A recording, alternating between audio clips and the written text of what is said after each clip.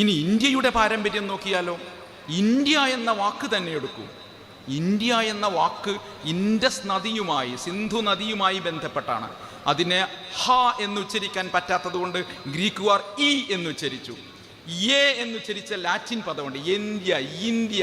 Y എന്ന വാക്കുച്ചരിച്ചു. നോക്കൂ, ഇന്ത്യ എന്നൊരു പദത്തിനകത്ത് തന്നെ ഗ്രീക്ക് അടങ്ങിയിരിക്കുന്നു, ലാറ്റിൻ അടങ്ങിയിരിക്കുന്നു, പേർഷ്യൻ അടങ്ങിയിരിക്കുന്നു, നമ്മുടെ രാജ്യത്തിൻ്റെ പാരമ്പര്യം അടങ്ങിയിരിക്കുന്നു. നമ്മുടെ രാജ്യത്തിൻ്റെ പേര് എന്താവണമെന്ന് ഭരണഘടനയ്ക്കകത്ത് ചർച്ച വന്നപ്പോൾ ഇന്ത്യ ദാറ്റ് ഈസ് ഭാരത് എന്നാണ് പറഞ്ഞത്. ആദ്യം ഉച്ചരിച്ചത് ഇന്ത്യ എന്ന പദമാണ്, ഭാരതം എന്ന പദമല്ല. ഭാരതം എന്ന പദം ബഹുസ്വരതയ്ക്ക് വിരുദ്ധമാണെന്നൊന്നും ഞാൻ പറയുന്നില്ല. പക്ഷേ ഭാരതം എന്ന പദത്തെക്കാൾ ഗംഭീരമായി ബഹുസ്വരത അടങ്ങിയിരിക്കുന്നത് ഇന്ത്യ എന്ന പദത്തിലാണ്. ഭാരതം ഭരതവംശം എന്ന അർത്ഥത്തിലോ രാമൻ്റെ അനുജൻ ഭരതനുണ്ടായ ഇടം എന്ന അർത്ഥത്തിലോ ഒക്കെയാണ് അത് ഉപയോഗിക്കുന്നത്. അത് വേണം, ഒരർത്ഥത്തിൽ മിത്തിക്കലാണ്, ഒരർത്ഥത്തിൽ മതപരവുമാണ്. കുറെ കൂടി ഇന്ത്യയുടെ പാരമ്പര്യത്തിന് യോജിക്കുന്ന വാക്ക്, പേര് എന്ന് പറയുന്നത് ഇന്ത്യ എന്നത് തന്നെയാണ്. അതുകൊണ്ടാണ് നമ്മുടെ ഭരണഘടനയ്ക്കകത്ത് തന്നെ ഇന്ത്യ ദാറ്റ് ഈസ് ഭാരത് എന്ന് പറഞ്ഞത്. 1857 വിപ്ലവം എടുക്കൂ. 1857 വിപ്ലവമാണ് ഇന്ത്യയുടെ സ്വാതന്ത്ര്യ സമര ചരിത്രത്തിലെ ഏറ്റവും ഉജ്ജ്വലമായ അധ്യായം. ആ വിപ്ലവത്തിന് നേതൃത്വം കൊടുത്തത് അയോധ്യയിൽ നിന്നാണ്. ഏത്? ബാബരി മസ്ജിദ് തകർക്കപ്പെട്ട അയോധ്യയിൽ. ആ അയോധ്യയിൽ നിന്ന് ലോങ് മാർച്ച് ടു ഡൽഹിയിലേക്കുള്ള ലോങ് മാർച്ച് നേതൃത്വം കൊടുത്തത് 2 പേരാണ്. ഒന്ന് മൗലവി അമീർ അലിയാണ്, രണ്ടാമത്തത് മഹന്ത് രാംചരൺ ദാസ് ആണ്. മൗലവി അമീർ അലിയാണ്, മഹന്ത് രാംചരൺ ദാസ് ആണ്. 2 പേരും മതത്തിൻ്റെ ആളുകളാണ്, മതവിശ്വാസികളാണ്, മത നേതാക്കളാണ്. പക്ഷെ അവർക്ക് ഒരൊറ്റ കോസിനു വേണ്ടി, സ്വാതന്ത്ര്യത്തിനു വേണ്ടി ഒരുമിച്ച് പോകാൻ സാധിച്ചു എന്നുള്ളതാണ്. ഇവരെ 2 പേരെയും ഒരേ വിളക്കുകാലിൽ തൂക്കിലേറ്റി. എന്നിട്ട് മഹന്ത് രാംചരൺ ദാസിനെ കുഴിച്ചിട്ടു, മൗലവി അമീർ അലിയെ ദഹിപ്പിച്ചു. നിങ്ങളുടെ മതം നിങ്ങളെ ഒരുമിപ്പിച്ചിരിക്കുന്നു, നിങ്ങളുടെ മതവിശ്വാസം നിങ്ങളെ ഒരുമിപ്പിച്ചിരിക്കുന്നു, അതുകൊണ്ട് മരണത്തിൽ പോലും നിങ്ങളുടെ മതവിശ്വാസം ഞങ്ങൾ അംഗീകരിക്കില്ല എന്ന് ബ്രിട്ടീഷുകാർ ഇവിടെ പ്രഖ്യാപിച്ചു. ഇന്ത്യയുടെ പാരമ്പര്യം എന്ന് പറയുന്നത്, ഇന്ത്യയുടെ ബഹുസ്വരത നിങ്ങൾ വർത്തമാനകാലത്തല്ല തിരയേണ്ടത്, അത് ഭൂതകാലത്താണ്. ഈ രാജ്യം രൂപപ്പെട്ടു വന്ന മുഴുവൻ ഇടങ്ങളിലും ബഹുസ്വരതയുണ്ടായിരുന്നു എന്ന് കാണേണ്ടിയിരിക്കുന്നു. ഇപ്പോൾ മാത്രമല്ല, എക്കാലത്തും അതുണ്ടായിരുന്നു. നോക്കൂ, ലോകത്തുള്ള ദേശരാഷ്ട്രങ്ങളെല്ലാം ഉണ്ടായിട്ടുള്ളത് 3 ഘടകങ്ങളെ ആസ്പദമാക്കിയാണ്. 1 ഒരൊറ്റ ഭാഷ, 2 ഒരൊറ്റ മതം, 3 ഒരു ശത്രു. ബ്രിട്ടന്റെ ശത്രു ഫ്രാൻസ് ആണ്. ബ്രിട്ടനും ഫ്രാൻസും തമ്മിലുള്ള നിരന്തരമായ യുദ്ധങ്ങളിൽ നിന്നാണ് ആ 2 രാജ്യങ്ങൾ ഉണ്ടായിട്ടുള്ളത്. ബ്രിട്ടന്റെ ഭാഷ ഇംഗ്ലീഷാണ്, ഫ്രാൻസിന്റെ ഭാഷ ഫ്രഞ്ചാണ്. ബ്രിട്ടന്റെ മതം എന്താണ്? ക്രിസ്ത്യാനിറ്റിയാണ്. ഫ്രാൻസിന്റെ മതം പ്രൊട്ടസ്റ്റന്റ് ക്രിസ്ത്യാനിറ്റിയാണ്. നോക്കൂ, ഒരൊറ്റ മതം, ഒരൊറ്റ ഭാഷ, ശത്രുത, ഇതിൽ നിന്നാണ് ദേശരാഷ്ട്രങ്ങൾ ഉണ്ടായിട്ടുള്ളത്. എന്നാൽ ഇന്ത്യയിൽ ഒരിക്കലും ഒരൊറ്റ ഭാഷ ഉണ്ടായിട്ടില്ല. ഇന്ത്യയിൽ ഒരിക്കലും ഒരു മതം എന്ന നിലയിൽ ഉണ്ടായിട്ടില്ല. ഇന്ത്യക്ക് ഒരിക്കലും മറ്റൊരു രാജ്യം ശത്രുവായിട്ടില്ല. മഹാത്മാഗാന്ധി ആദ്യമായി സ്വാതന്ത്ര്യത്തിന് ശേഷം നിരാഹാരം കിടക്കുന്നത് പാകിസ്ഥാന് കൊടുത്തു തീർക്കാനുള്ള പണം കൊടുക്കാൻ വേണ്ടിയാണെന്ന് ആലോചിക്കണം. നമ്മൾ രാഷ്ട്രീയമായി ഉണ്ടാക്കി വെച്ചുള്ള ശത്രുതയല്ലാതെ ഇന്ത്യയുടെ അടിത്തറയ്ക്കകത്ത് ശത്രുതാപരമായ ഒരു ദേശീയത ഇല്ല തന്നെ. അതുകൊണ്ട് ഇന്ത്യ രൂപപ്പെട്ടു വന്ന ഏത് സാഹചര്യത്തിനകത്തും ഈ ബഹുസ്വരത കാണാൻ പറ്റും.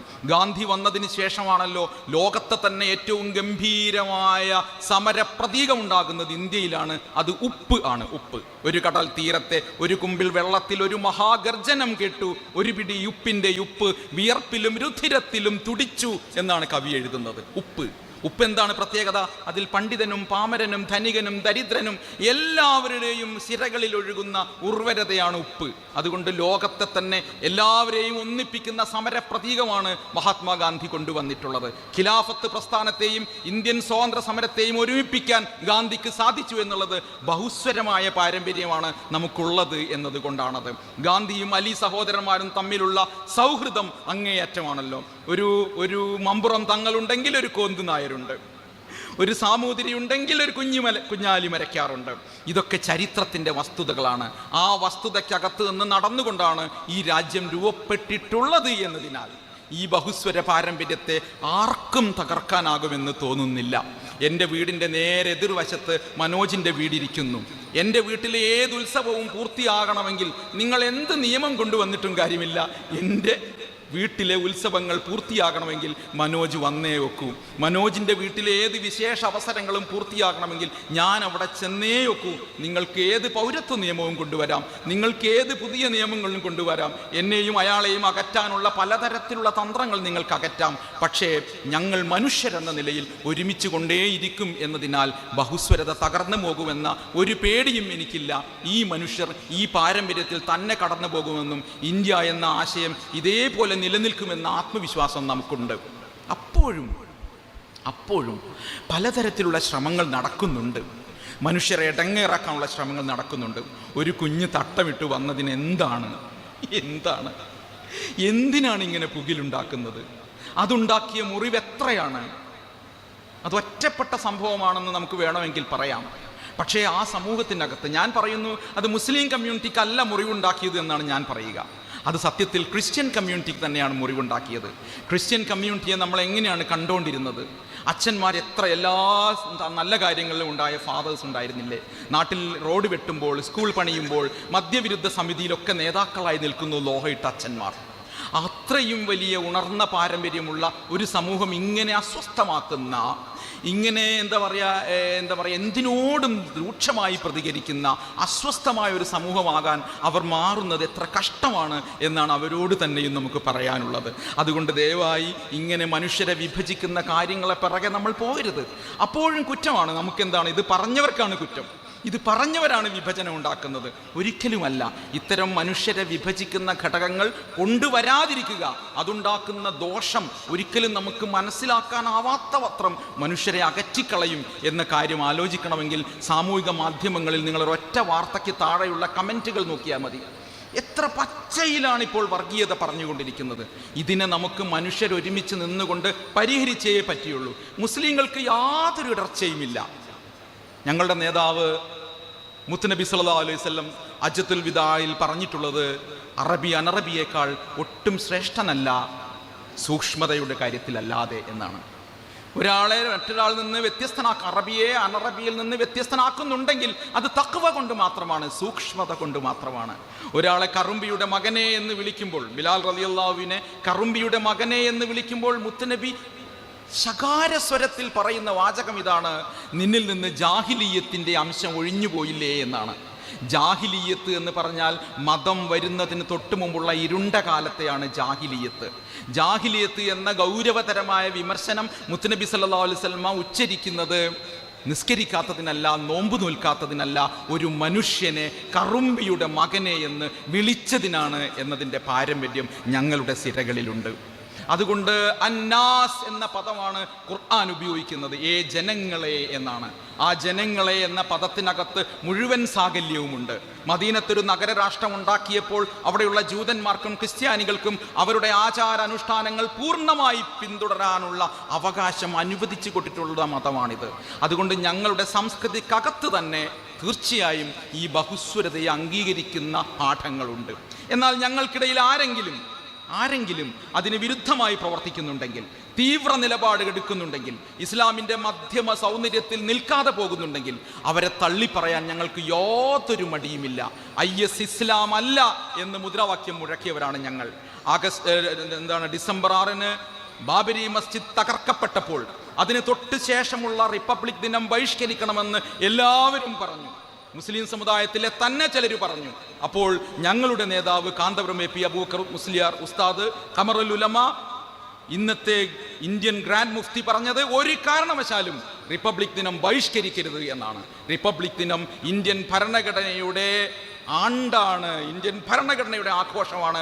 ഒരു കാരണവശാലും അത് ബഹിഷ്കരിക്കാൻ പാടില്ല എന്നാണ്. അതുകൊണ്ട് ഈ രാജ്യത്തിൻ്റെ ബഹുസ്വര പാരമ്പര്യത്തെ ഉയർത്തിപ്പിടിക്കുന്നതിൽ ഒരു സംശയവും ഞങ്ങൾക്കില്ല. ഞങ്ങളെ ദയവായി ഇതിൽ നിന്ന് അകറ്റാനും കൺഫ്യൂഷൻ ഉണ്ടാക്കും, അസ്വസ്ഥമാക്കാനും, ഞങ്ങളുടെ വേഷത്തെ, ഞങ്ങളുടെ ഭക്ഷണത്തെ, ഞങ്ങളുടെ വിദ്യാഭ്യാസ രീതിയെ, ഞങ്ങളുടെ സാമ്പത്തിക സ്രോതസ്സുകളെ ഒന്നും നിങ്ങൾ ഒറ്റയിട്ട് ആക്രമിക്കരുത് എന്നാണ് ഈ സമൂഹത്തോട് പറയാനുള്ളത്. ഞങ്ങളുടെ മതവിശ്വാസത്തെ ഞങ്ങൾ വളരെ വളരെ പ്രാധാന്യപൂർവ്വം കാണുന്നു. അതിനെ കൊണ്ടുപോകുന്നു. അതൊരിക്കലും ഈ പൊതുസമൂഹവുമായി ഏറ്റുമുട്ടുന്നില്ല. ഞങ്ങൾ നോമ്പുകാരനാകുന്നു എന്നുള്ളത് മറ്റൊരാളെയും ബുദ്ധിമുട്ടാക്കുന്നില്ല. ഞങ്ങളുടെ കുഞ്ഞുങ്ങൾ തട്ടമിടുന്നു എന്നുള്ളത് മറ്റാരെയും ബുദ്ധിമുട്ടാക്കുന്നില്ല. ഞങ്ങളുടെ സ്വത്ത് വിഭജന രീതി ശരീഅത്തനുസരിച്ച് ഞങ്ങൾ നടക്കുന്നു എന്നുള്ളത് മറ്റൊരു ബഹുസ്വരതയെയും അത് പരിക്കേൽപ്പിക്കുന്നില്ല. ഇസ്ലാം എല്ലാ കാലത്തും ഈ സമൂഹം ഉണർവിൻ്റെ സമൂഹമാണ്, വെളിച്ചത്തിൻ്റെ സമൂഹമാണ്. അതുകൊണ്ടാണ് കേരളത്തിൽ മതപരിവർത്തനമല്ല ഉണ്ടായിട്ടുള്ളത്, മതസ്വീകരണമാണ് ഉണ്ടായിട്ടുള്ളത്.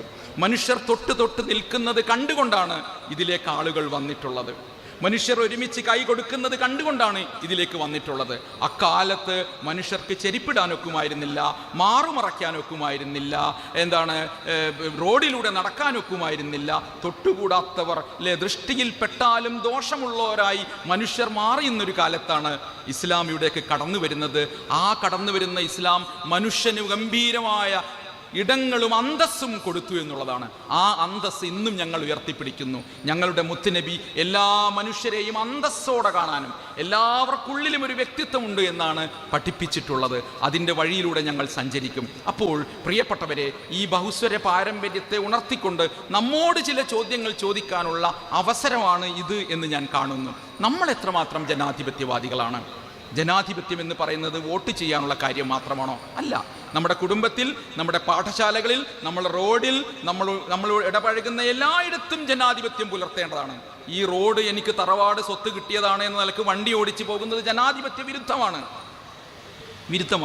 മറ്റൊരു മതസ്ഥൻ്റെ വിശ്വാസങ്ങളെ ആക്ഷേപിക്കുന്ന തരത്തിൽ സംസാരിക്കുന്നത് മതേതര വിരുദ്ധമാണ്. അത് ഞാൻ ചെയ്യുന്നുണ്ടോ? എന്ത് കേൾക്കുമ്പോഴാണ് എനിക്ക് തീവ്ര വികാരം ഉണർന്നു വരുന്നത് എന്ന തരത്തിലുള്ള സ്വയം ചോദ്യങ്ങൾ ചോദിക്കണമെന്ന് മാത്രം ആവശ്യപ്പെട്ടുകൊണ്ട് ബഹുസ്വരത എന്ന വിഷയത്തെക്കുറിച്ച് കൂടുതൽ ആഴത്തിൽ പഠിക്കാനും ഇന്ത്യയുടെ പാരമ്പര്യത്തെക്കുറിച്ച് അറിയാനും അതിനെക്കുറിച്ച് ആരോടും ഒരു ഏറ്റുമുട്ടലിനും പോകാതെ സത്യസന്ധമായി സംസാരിക്കാനും ശ്രമിക്കണമെന്ന് മാത്രം പറഞ്ഞുകൊണ്ട് ഇവിടെ നിൽക്കുന്ന മറ്റുള്ളവരെല്ലാവരും ഈ വിഷയത്തെ കൂട്ടിച്ചേർക്കും എന്ന് കരുതിക്കൊണ്ട് നിർത്തട്ടെ. അഭിവാദ്യങ്ങൾ. അസ്സലാമു അലൈക്കും.